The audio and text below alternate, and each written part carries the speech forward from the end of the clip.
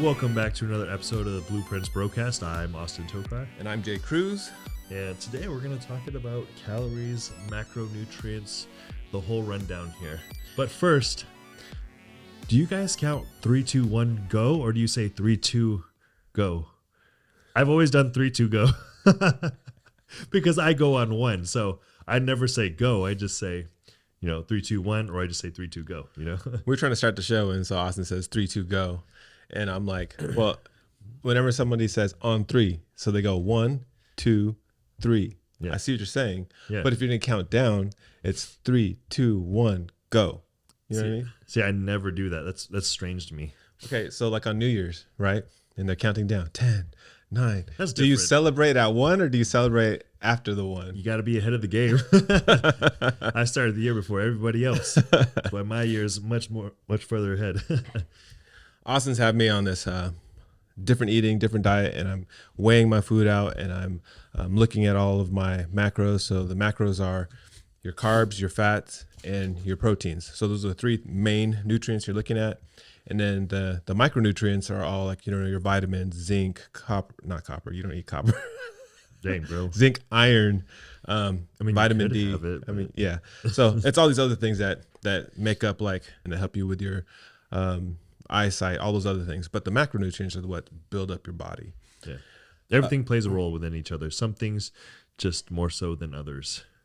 So I had some Halloween candy that we had here, and I was looking at it, specifically like these Butterfingers and these Baby Ruths. And I was like, oh, this Halloween candy 3 months later. Yeah. We bought boxes and boxes of it. And since we have the big house on the block, Julie's like, oh, we got to give out the king size, stuff. We did it last year. And I'm like, man, just get the little fun size. Who cares? It doesn't matter. We don't have to be like that. Anyways, you got to be that house that everyone wants to go to. We got to go to that one. People barely come back here, but they come back here because I think all the houses are built now, but they come because they know that we give them the king size. You know what's funny though? That goes from Halloween candy to stocking stuffers. Oh, did we put these in the stockings? No, but I would have done that. Oh, I would have I got to get rid of these. So here's a full candy bar. So I was looking at these things, and I'm someone that since I started being really serious about what I'm eating, I look at it all the time. So I look at what everything has, and sometimes things you eat them not because of the macros necessarily, because Austyn was like, this morning I was eating oatmeal, and Austin's like, you're gonna eat that? And I was like, yeah. And he's like, well, it's really bad on my stomach. Oh, it's fine with me. It works for me. For him, he's gonna eat a lot of rice products as opposed to oats, but I'm okay with oats. It doesn't hurt my stomach. So I look at everything. So this specifically, when I was looking at it, I was like, oh, looking at the macros. Okay, so how much protein is in it? There's actually, hey, this can be considered. If you look at some of these other protein bars that I have on the table, this has 5 grams of protein. Guess what? Some of these other things that call themselves a protein bar. Not even a protein bar, just a health bar. Or even a health bar. This is Nature Valley. I don't think it doesn't call itself a health bar. They still market themselves Nature Valley. Nature. This also has 3 grams of protein in it. So it's almost like, hey, if I eat this candy bar here, I'm going to get more protein out of this candy bar than I am out of this Nature Valley bar. Mm-hmm. And it's the way that even just the product looks. If you look at it, it looks healthy. And usually when something markets itself as a health product, that's the first thing that should oh, wait, let me pay attention, because they're trying to get you. Yeah. Well, you want to know hey, what's a health product? Maybe this could be for me, right? But it's going to pique your interest a little bit more. So that way you should be more invested to what you're actually taking in. Okay, if it's going to be healthy for me, let me find out why it's healthy, right? But the overarching theme is that the less calories you eat, or within a certain compass, you have fewer calories than you're exerting, you're going to lose weight. Yeah. They said right? Yeah. If you eating fewer... I still got allergies, so I'm kind of fuzzy headed right now. If you're expending more than the calories you take in, you're going to lose weight. That's what I meant to say. Yes. So that's the biggest thing. If you can't get past that, you're just not going to lose weight. Then you have things that encompass digestion, how you feel on a daily basis. Are you bloating? Are you gassy? How's your stool look? Stuff like that. That all plays a part in it. And then you go into the actual factors of what's this actually made out of? Do I get things like an insulin spike and all such things like that out of it, or does it just like slowly, get into my system? But yeah, man, like I haven't had one of these in like 2 years, I think. One of these Nature Valley bars. You know what's better than this one? I like those just crunchy ones. And you throw in some ice cream. It's great. Oh yeah. And the funny thing is, as I was looking over these, the cheapest one, which is the Costco, the Costco protein bar, is probably the best one. Because if you look at these, like, I encourage you guys all, like, hey, look at what you have in the house, see what it is. And when it says like, hey, for one serving of this versus one serving of this, we were just looking at, which one was it? This one and Butterfinger. The Kind Bar and the Butterfinger. Baby Ruth. Or maybe it's Baby Ruth. Baby Ruth. That one. And on the backs of these, it says, hey, this is for 35 grams of this, and this is for 54 grams of this. So now you're saying that this is 1/3 the size bigger than this. So if you cut this down by 1/3, would this be equal to this bar? And we were doing the math, and basically these are exactly the same in terms of calories, carbs, fat, and protein. That both these products, but this Kind Bar, I guarantee you, is marketed as a health product, and this is not. The one thing that you're getting in this one in terms of carbs that is better is that the carbs are coming from grains, whereas the carbs from this are coming just from sugar. But you're still, for the most part, again, macros, you're getting the same macros from this as you are from this. I would still probably encourage you to eat this because of the grains. You're getting the grains in you as opposed to just pure sugar. Like Austin was just saying, insulin spike. If you eat this thing, you're going to get an insulin spike for sure because you're eating a lot of sugar. But all that to say is, like, hey, like, you're getting a lot of the same macros out of the food. And I think I said this before, but like, hey, better ingredients, better pizza, like Papa John's, whole slogan. But hey, if we're putting better ingredients in our body, then we're going to get better results from not just working out, not just bodybuilding, but like life, like just walking around. So for me, like if I eat sugar, like if I chose this one, the Baby Ruth over a Kind Bar, the sugar in this, I mentioned this before as well, it inflames my joints, and it just makes my back hurt. And I've been hurting for a little while because I've been eating a little sugar every single day since Christmas, but I've cut that out this past week, and now slowly my inflammation is going further and further down. So what were you saying about ingredients in these foods? Well, here's just something to note based off of like protein bars, right? So a lot of times protein bars get spiked with certain product in it to make it less calorically dense, right? So for this Kirkland protein bar here, what are they using in here? Well, let's just skip that. Let's just go straight to it. There's about 10 grams of fiber in this whole bar, right?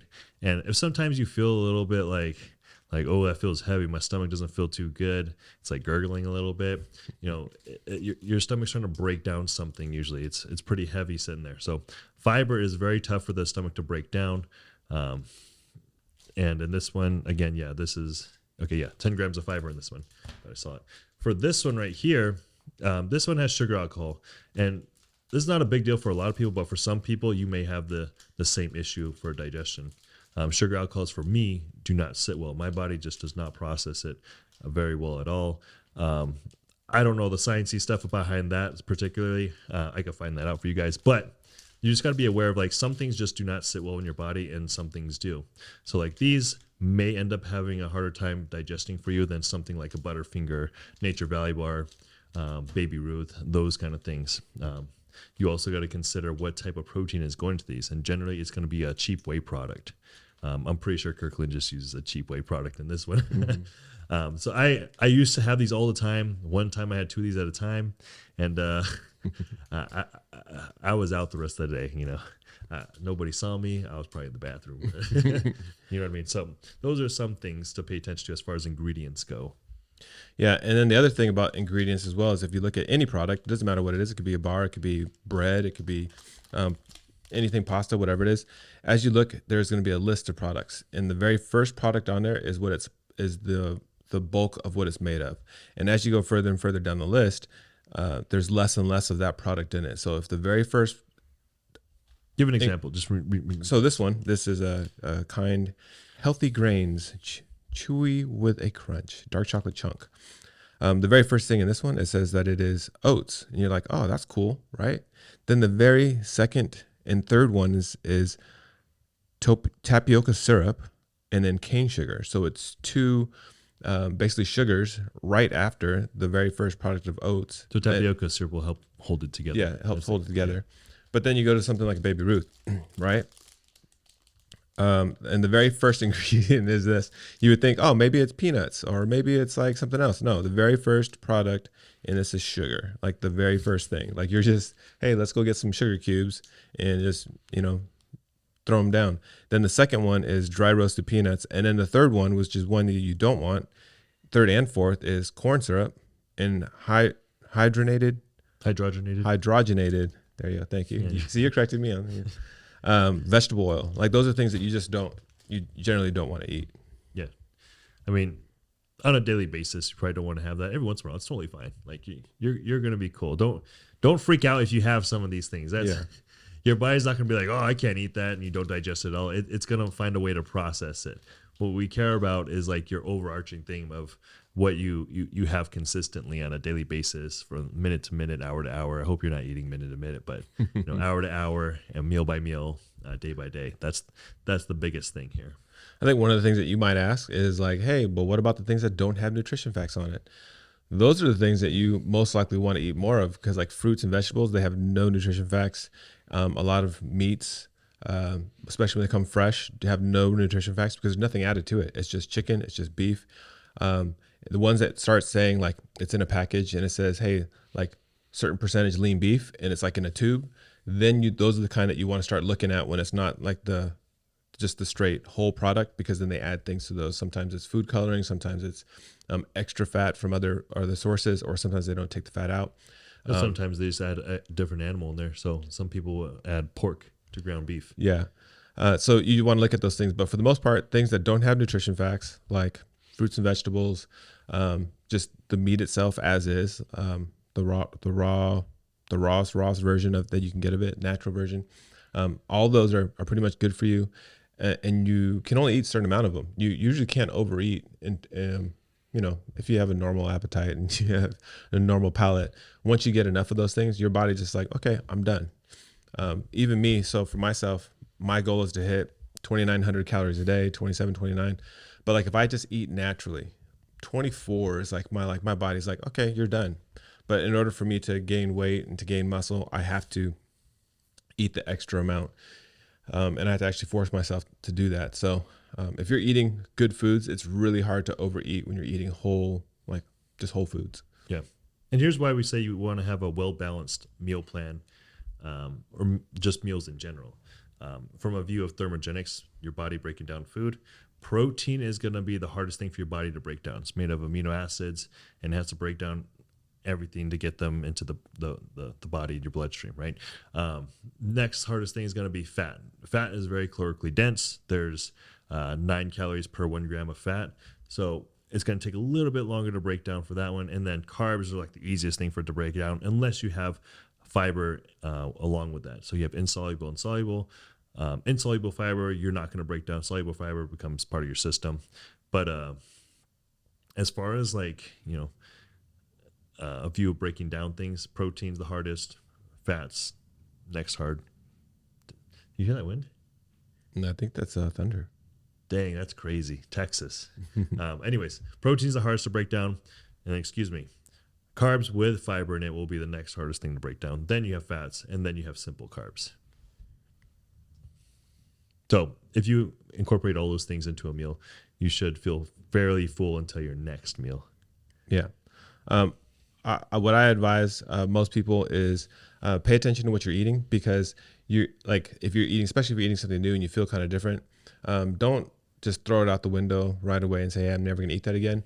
Like try it out one more time to see if you get the same result. But take note, because then you're like, oh, that certain product or this certain thing I can't eat a lot of. So if you're someone that has heartburn, like we had mac and cheese and some chicken from a local place. That chicken was amazing. It was spicy. But both my sister and I, we got a little bit of heartburn from it. And I think it was because it wasn't even that spicy. I think they used so much spice that it just gave me a little bit of heartburn. But man, it's because you guys are old. Could be because we're older. But it was delicious. It was really good. But I'm not going to say, I'm not going to have it again. What I'm going to do is I'm going to go back, test it again, because it was so good. I'll test it again. And like what Austin was telling me this morning, like hey, you're gonna eat oatmeal? Yeah, I can eat oatmeal because my body is used to it, and I can break it down, and I don't have an issue with it. I think for me, lactose has always been cheese, anything like that. I have to have it in such small amounts that it almost doesn't register. Otherwise, that does wreck my stomach. And in general, cheese products ruin my macros. Like in terms of fat, like it throws it out the window. So if you ever would define something as sweet and savory, like you got to think about that a lot, because sweet means, hey, there's a lot of sugar in it, and savory usually means there's a lot of butter in it, or there's a lot of fat in it. Like, well, butter is fat, but there's a lot of fat in it if you think of it as like savory. And that's what makes things taste good for the most part. When you think, oh, something tastes good, well, then you got to think, okay, potentially this has a lot of fat or a lot of sugar in it. But once you start eating more clean, pretty much everything becomes richer in flavor, because you're used to eating something a little bit more, you call it bland, but it's not really bland. It's just like not so flavored that it's unhealthy for you. Like it's just on the unhealthy scale. You're used to the tasty food. That's why it's bland. Yeah. You can always salt and pepper that stuff and throw in some, low calorie sauces, 0 calorie sauces. There's some good brands out there for that. Yeah. G Hughes, Flavor Gang. I'm going to drop those in there. But Flavor Gang's a Texas local here. G Hughes, I don't know where that's from, but it's pretty tasty. Those are 2 good brands. So all that to say, man, we encourage you guys to pay attention to what you're eating. Even when you get like bread, it'll say 1 slice, but then it also tells you how many grams are in that slice of bread. A lot of times it'll be like, hey, this slice of bread is 20 grams, right? Each slice. But if you actually weight it on a food scale, sometimes it could take 25 to 30 grams. For that, you're not getting what you actually think. So that's why if you ever see somebody that's prepping for a show, or you see somebody that's really like super like intentional about what they're eating, they weigh it on a scale, because then they know exactly what they're getting and how much of it they're getting, and then they can tweak. Especially when you're in a cutting phase, you can tweak what you're eating and be as accurate as possible with the food scale. Hopefully, we've opened up you guys' minds to like, hey, you can actually eat some of these things. But like what Austin was saying, don't make it like a regular thing. Yeah, just pay attention to what you feel when you eat something, as you should with anything. If it feels a little bit off, hey, something's off, right? Maybe you don't digest it well. Maybe you just should stay away from that product. Yeah. So make good choices, eat healthier, and compare. What? Those are yours. These are mine. I can eat these. Yeah, make healthy choices, guys. Figure out what you want to eat on a daily basis, and I encourage you guys to look at nutrition facts. Nutrition facts are there for a reason. And I actually, I want to talk about one more point. I don't even know if this is even a whole another podcast or not. Bring it up. But Food and Drug Administration, the FDA. Why is the Food and Drug Administration together? Shouldn't it be a food administration and a drug administration? Because in our country, I feel like those are they're like competing forces. Food is a drug. It's addicting. Yeah. I mean, sugar is. Yeah, sure. yeah, I get what you mean, though. You know what I mean, though? Yeah. So, like, why is like the drug company regulating food, that they give you drugs to fix the food that you're eating? So hey, you can eat this food because we also have a drug that can fix your problem once you eat that food. You know what I mean? I'm pretty sure back in the day they probably had stuff that, who knows what they did back in the day. People thought mercury would heal you with certain things, so they probably put stuff like that in food. So maybe that's where it came from, where it started from, but I have no idea. That's another podcast. Yeah, I just was thinking about that. Like, why are they like together? Like, would you want I don't know, your what would be 2 competing companies if they put them together? It would be really weird. No. Macy's and what is that one? Pottery Barn. Yeah, well, no, they both sell the same thing. Well, no, different things. But what about like say a car company, and the car company itself sells you the insurance as well? Wouldn't that be weird? But they do that. Not the car company itself doesn't sell you insurance. No, they tell you insurance to get you on. Like, you have any insurance? Like, no. Well, here's what you have to have insurance to buy a car. That's what I'm saying. Oh, I can't think of an example. They recommend right now. one to you. I can't think of an example, but it's more like Okay, here's one. You sign up at a gym, but you know how they use what is that thing? Collections. Okay. So if they ran collections too, Oh yeah. Oh shoot. Yeah. Yeah. So if you sign up a gym, like, oh, we got to send you collections because you didn't pay. Like, what do you mean? I did pay. Like, oh, we don't know anything about it. You got to talk to collections. So you got to talk to them. That would happen at my old gym all the time. Oh man. It just seems like it's a competing, like there are things that have a conflict of interest is what I'm saying, but they're together in one. And like, I don't know. That's just a thought. That's definitely a different podcast. But that would also be like saying like the hospital and the FDA, stuff like that. Yeah.